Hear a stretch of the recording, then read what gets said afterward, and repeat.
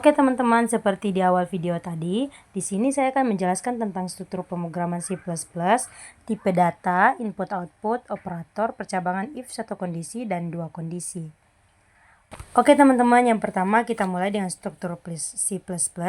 Adapun struktur dalam C++ yaitu 1. Include iostream digunakan untuk fungsi input, cin, dan output atau code. 2.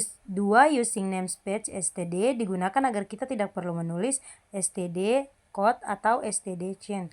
3. Fungsi main, fungsi utama tempat eksekusi pemrograman dimulai. 4. Deklarasi variabel mendeklarasikan variabel bertipe int untuk menyimpan angka dari pengguna. 5. Input data mengambil input dari pengguna dan menyimpannya di variabel angka. 6. Pros mengolah data seperti menghitung umur.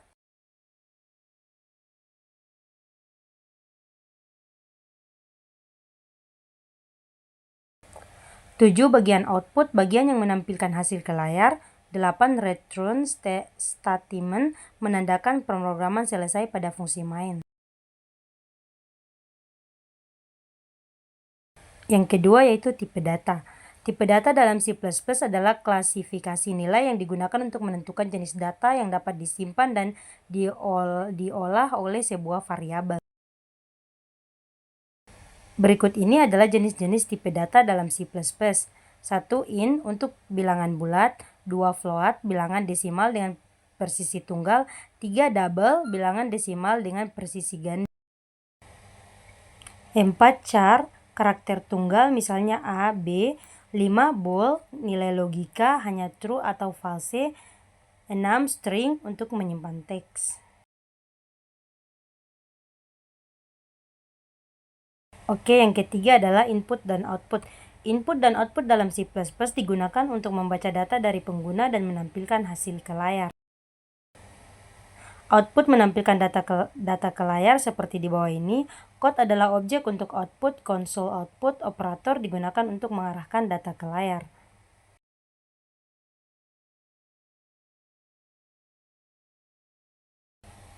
Berikut contoh tampilan output pada C++. Contohnya seperti di bawah ini ya teman-teman.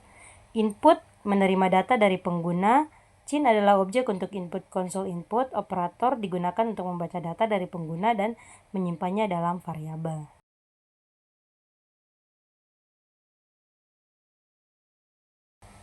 Contoh tampilan input pada C++ adalah sebagai berikut. Yang berikutnya adalah operator.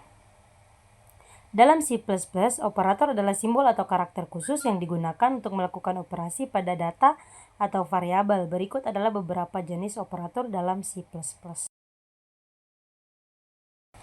Operator aritmatika digunakan untuk operasi matematika dasar, operator, fungsi, dan contoh.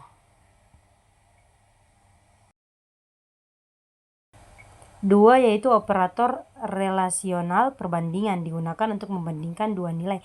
Contohnya seperti berikut.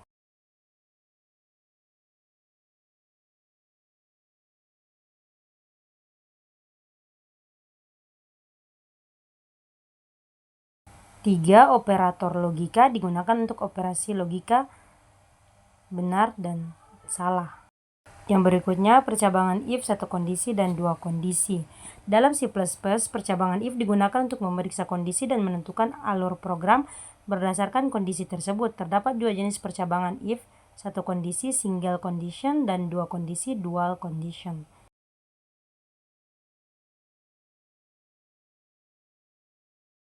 Dan A percabangan if satu kondisi.